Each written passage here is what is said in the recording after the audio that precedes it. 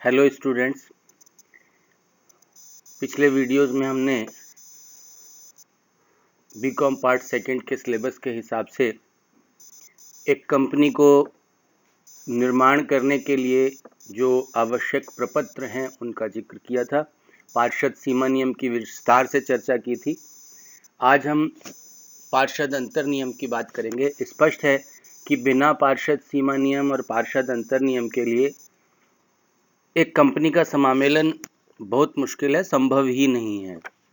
तो पार्षद अंतर नियम क्या है, किस प्रकार से बनाया जाता है, उसकी क्या विशेषताएं हैं, इस वीडियो में आज हम विस्तार से उसकी चर्चा करेंगे।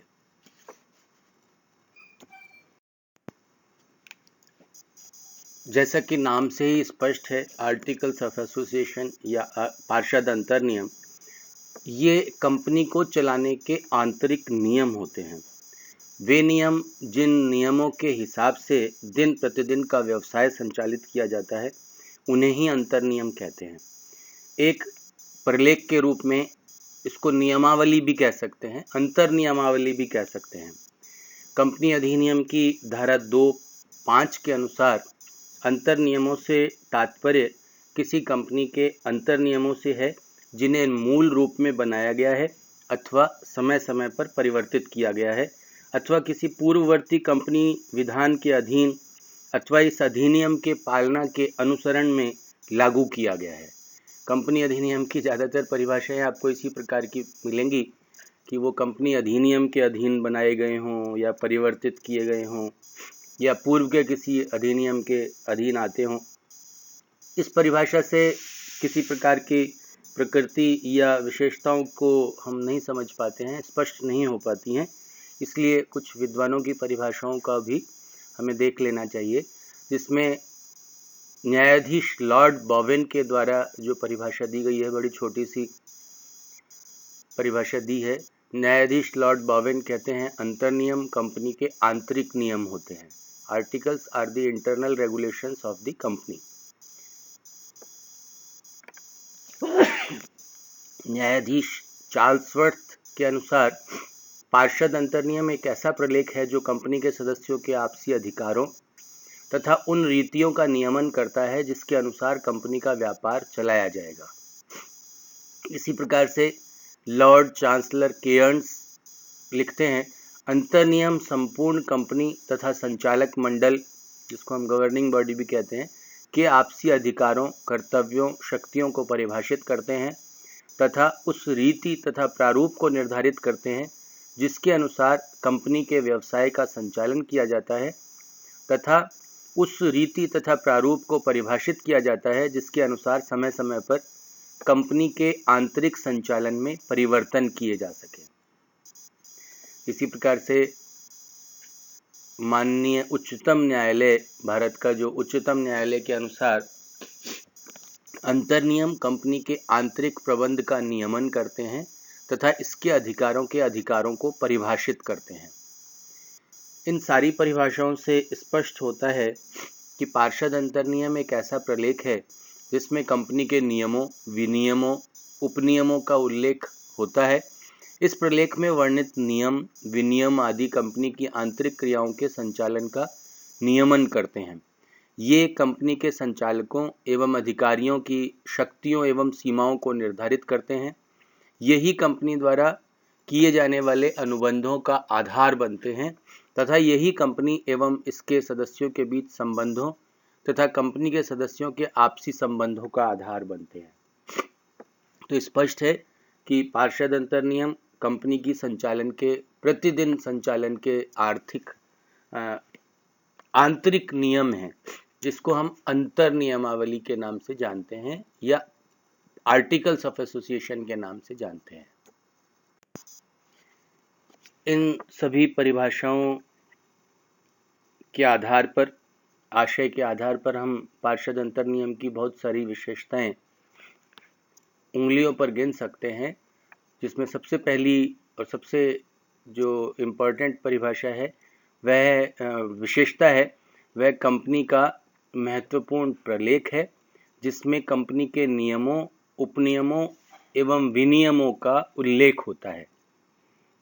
मतलब कि इसमें कंपनी को चलाने के नियम हैं, उपनियम हैं और इसके अलावा रेगुलेशंस हैं। जो चीज़ एक बार बन गई उसको आपको सुधार करना है तो उसकी क्या प्रक्रिया होगी, वो सारे के सारे, क्योंकि दिन प्रतिदिन के जो काम करने हैं उसमें भी कुछ नियम कानून तो होने ही चाहिए। इस आधार पर यह कंपनी का सबसे महत्वपूर्ण प्रलेख है जिसमें कंपनी के नियमों, उपनियमों और रेगुलेशंस का उल्लेख होता है। पार्षद अंतर्नियम की जो दूसरी प्रमुख विशेषता है वो है कि अंतर नियमावली या अंतर नियम मूल रूप में बनाए गए अथवा समय समय पर परिवर्तित किए हुए हो सकते हैं। शुरू में या तो मूल रूप में बन जाए या जैसे जैसे जिस समय पर परिवर्तन की आवश्यकता होती है उसमें परिवर्तन किया जाता है। तो जिस प्रकार से पार्षद सीमा नियम को सामान्यतः अपरिवर्तनीय प्रलेख माना जाता था, लेकिन पार्षद अंतर नियम को सामान्यतः परिवर्तनीय माना जाता है, परिवर्तनीय प्रलेख कहा जाता है। तो यह मूल रूप में बनाए हुए अथवा समय समय पर परिवर्तित किए हुए हो सकते हैं। तीसरी प्रमुख विशेषता का जब हम जिक्र करते हैं तो वह है अंतर नियम पूर्ववर्ती कंपनी किसी भी विधान द्वारा इस कंपनी अधिनियम के अधीन बनाए हुए हो सकते हैं।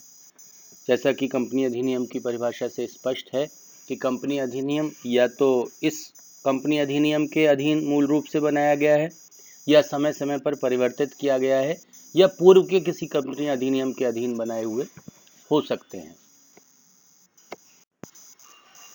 एक प्रमुख विशेषता ये भी आती है कि सबसे इम्पॉर्टेंट जो प्रलेख होता है वो पार्षद सीमा नियम होता है, लेकिन जो अंतर नियम हैं वो पार्षद सीमा नियम के सहायक और उसकी सीमाओं के अंतर्गत होते हैं। स्पष्ट है, पहले भी हमने पार्षद सीमा नियम का जब विस्तार से चर्चा की है तो हमने देखा है कि पार्षद सीमा नियम कंपनी की सीमाओं को निर्धारित कर देते हैं। तो जो अंतर नियम हैं वो सीमा नियम के सहायक के रूप में होते हैं और उसके द्वारा जो निर्धारित की गई सीमाओं के अंतर्गत होते हैं।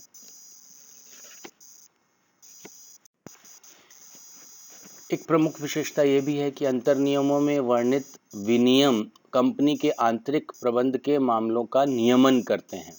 रेगुलेशंस, बहुत सारी दिन प्रतिदिन की क्रियाओं में रेगुलेशंस की आवश्यकता होती है, तो अंतर नियम ही हैं जो अंतर नियमों में जो वर्णित विनियम हैं, रेगुलेशंस हैं, कंपनी के आंतरिक प्रबंध के मामलों का नियमन करते हैं। अंतर नियम उन तरीकों एवं प्रारूपों को निर्धारित करते हैं जिनके अनुरूप कंपनी के कार्यकलापों का संचालन किया जाता है। ये तो हम स्पष्ट रूप से समझ ही रहे हैं कि अंतर नियम जो दिन प्रतिदिन की क्रियाएं हैं उनको संचालन के जो या कार्यकलापों का जो संचालन है उन प्रारूपों और उन प्रक्रियाओं को निर्धारित करने का काम करते हैं। ये कंपनी के संचालकों एवं अधिकारियों की शक्तियों एवं कर्तव्यों को निर्धारित एवं स्पष्ट करते हैं। ये बहुत इम्पोर्टेंट बात है कि कंपनी के संचालकों और अधिकारियों की पावर्स और उनकी जो ड्यूटीज़ है वो क्या क्या हों, इसको निर्धारित पहले से ही सुस्पष्ट कर देना, निर्धारित कर देना आवश्यक होता है। तो उस आशय में पार्षद अंतर नियम एक निश्चित रूप से बहुत प्रमुख प्रलेख है जो संचालकों और अधिकारियों की शक्तियों और कर्तव्यों को निर्धारित और पहले से ही पूरा स्पष्ट कर देता है। अंतर नियमों में वर्णित विनियम कंपनी एवं उसके सदस्यों के बीच अनुबंध का आधार बनते हैं तथा सदस्यों के आपसी संबंधों को स्पष्ट करते हैं। ये तो आवश्यक है ही कि कंपनी के अधिकारियों और कर्मचारियों के शक्तियों और कर्तव्यों को निर्धारित कर दे, उसके साथ साथ जो कंपनी और उसके सदस्यों के बीच के जो संबंध हैं उनका आधार भी अंतर नियम है। उनके जो आपसी संबंध हैं उनका आधार भी पार्षद अंतर नियम को ही माना जाता है। पार्षद अंतर नियम एक सार्वजनिक प्रलेख है जो जनता के निरीक्षण एवं अध्ययन हेतु सदैव उपलब्ध रहता है। पार्षद अंतर नियम की एक प्रमुख विशेषता यह भी बताई जाती है कि ये एक सार्वजनिक प्रलेख है जो जनता में से कोई या कंपनी के साथ कोई व्यवहार करने वाला, अनुबंध करने वाला कोई भी पक्षकार उसका निरीक्षण और अध्ययन कर सकता है। वो सदैव उपलब्ध प्रलेख माना जाता है। जैसा कि हमने ऊपर भी स्पष्ट किया, अंतर्नियम परिवर्तनीय प्रलेख है। इसको सामान्यतः परिवर्तनीय माना जाता है। इसमें अधिनियम के प्रावधानों के अनुसार वक्त और ज़रूरत के हिसाब से परिवर्तन किया जा सकता है। ये एक प्रमुख विशेषता है कि अंतर्नियम परिवर्तनीय प्रलेख है। इसमें अधिनियम के प्रावधानों के अनुरूप परिवर्तन किया जा सकता है। यह एक मुद्रित प्रलेख है तथा सह अनुच्छेदों एवं खंडों में बटा हुआ होता है। पार्षद अंतर्नियम जो है वो मुद्रित होता है और स्पष्ट रूप से उसको रखा जाता है और वह अलग अलग पैराग्राफ्स में और सह अनुच्छेदों और खंडों में बटा हुआ रहता है। एक प्रमुख विशेषता यह भी है कि कंपनी अधिनियम में प्रत्येक प्रकार की कंपनी के लिए मॉडल अंतर्नियमों का प्रारूप दिया हुआ है। ये प्रारूप अधिनियम की अनुसूची 1 की सारणी F से J में दिए गए हैं। तो जिसको जिस प्रकार का मॉडल की आवश्यकता होती है उस मॉडल अंतर्नियम को अपना सकता है। तो अधिनियम के आखिर में ये इस प्रकार के परिशिष्ट दिए हुए हैं। कोई भी कंपनी इन मॉडल अंतर्नियमों से अपने पर लागू होने वाले प्रारूप को अपना सकती है। यह चाहे तो उन्हें आंशिक या पूर्णतः अपना सकती है। तो इस प्रकार के जो मॉडल प्रारूप दिए गए हैं, कोई भी कंपनी उनको अपना अंतर्नियम बना सकती है, अंशतः बना सकती है। जैसे भी ज़रूरत होती है उस प्रकार के संचालन के नियम बन जाते हैं।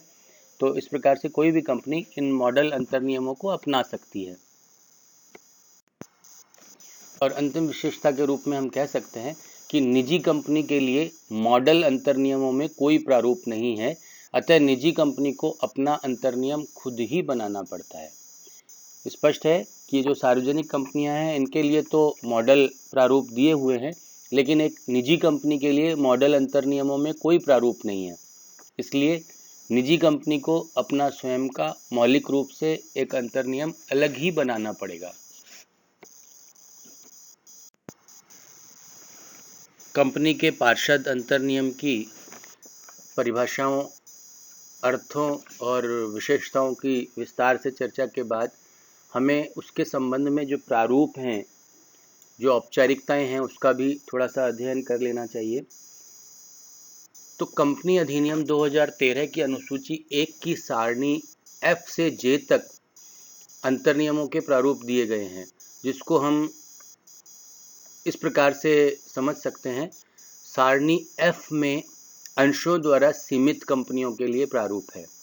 सारणी G में गारंटी द्वारा सीमित कंपनियों जिनमें अंश पूंजी है के लिए अंतर्नियमों का प्रारूप है। सारणी H में गारंटी द्वारा सीमित कंपनी जिनमें अंश पूंजी नहीं है उसके लिए अंतर्नियमों का प्रारूप दिया हुआ है। सारणी I में अंश पूंजी वाली असीमित कंपनियों के लिए प्रारूप है। सारणी J में असीमित कंपनियां जिनमें अंश पूंजी नहीं है उनके लिए अंतर्नियमों का प्रारूप है। कोई भी कंपनी अपने पर लागू होने वाले मॉडल अंतर्नियमों में से कुछ या सभी अंतर्नियमों को अपना सकती है। तो इस प्रकार से जो कंपनी अधिनियम 2013 की अनुसूची 1 है उसकी सारणी F से J तक मॉडल प्रारूपों का जिक्र किया गया है, जो प्रत्येक प्रकार की कंपनियों के लिए हो सकते हैं। तो अंतर्नियमों के प्रारूप के बाद जो कुछ औपचारिकताएं हैं उनका भी हम जिक्र कर लें, जिन पर हमें ध्यान देना आवश्यक होता है। किसी भी कंपनी के अंतर्नियमों का प्रारूप तैयार करते समय उन औपचारिकताओं का ध्यान रखना आवश्यक हो जाता है। उसमें सबसे पहली बात है कि प्रत्येक कंपनी के अंतर्नियम उस पर लागू होने वाली सारणी में दिए गए अंतर्नियमों के अनुरूप ही होने चाहिए, उसके अलावा नहीं हो सकते। दूसरा, कोई भी कंपनी संबंधित सारणी में दिए गए सभी या कुछ विनियमों को, रेगुलेशंस को अपना सकता है। तीसरा, अंतर्नियमों के विनियमों पर क्रमानुसार संख्या लिखी जाती है। और चौथी बात जो ध्यान रखने की है, अंतर्नियमों के अंत में कंपनी के सीमा नियम के सभी अभिदाताओं को हस्ताक्षर करने होंगे तथा वे हस्ताक्षर कम से कम एक साक्षी द्वारा प्रमाणित करवाए जाते हैं। अभिदाताओं के हस्ताक्षर तथा उनका साक्षी द्वारा प्रमाणन ठीक उसी प्रकार से होना चाहिए जिस प्रकार से सीमा नियम पर किया जाता है। हम सभी जानते हैं कि सीमा नियम पर अभिदाताओं के हस्ताक्षर होते हैं। और वो हस्ताक्षर साक्षी द्वारा प्रमाणित होते हैं। तो यहाँ पर पार्षद अंतर नियम में भी हस्ताक्षर होंगे अभिदाताओं के और साक्षी द्वारा प्रमाणन किया जाएगा, जैसे कि सीमा नियम में किया जाता है।